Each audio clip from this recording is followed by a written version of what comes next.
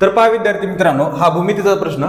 एका आयताकृती बागेची रुंदी ही लांबीच्या 4/7 पट आहे. जर त्या बागेसभोवती तारेचे 4 पदरी कुंपण घालण्यास 18 रुपये मीटर प्रमाणे 39,600 रुपये खर्च आल्यास त्या बागेची लांबी किती?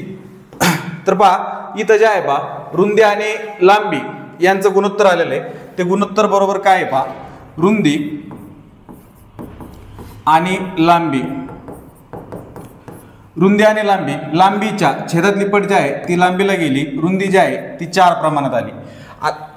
या बागेसभोवती तारेचे 4 पदरी कुंपण जे आहे ते 4 पदरी आहे आणि खर्च जो आहे तो 18 रुपये प्रति मीटर प्रमाणे 39,600 आहे.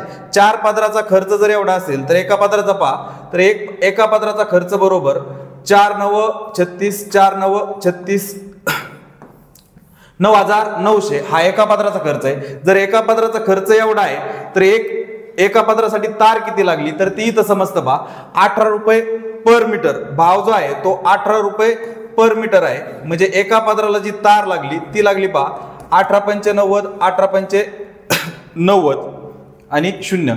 म्हणजे एका पदराला जी तार लागली ती तार म्हणजे त्या आयताची परिमिती,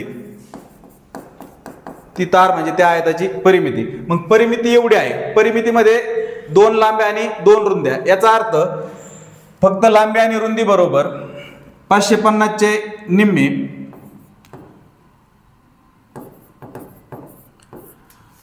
बेदुने 4 बेसाती 14 275. मग इथं पहा हे 11 भाग बरोबर 275. मग जर 11 भाग बरोबर 275 असतील तर एक भाग कितीचा येतोय पहा, 11 दुने 22 11 5 55. एक भाग 25 चा आला, एक भाग 25 चा. म्हणजे रुंदी जी आहे ती डायरेक्ट 100 झाली, 25 100 आणि लांबी जी आहे ती 25 7 175.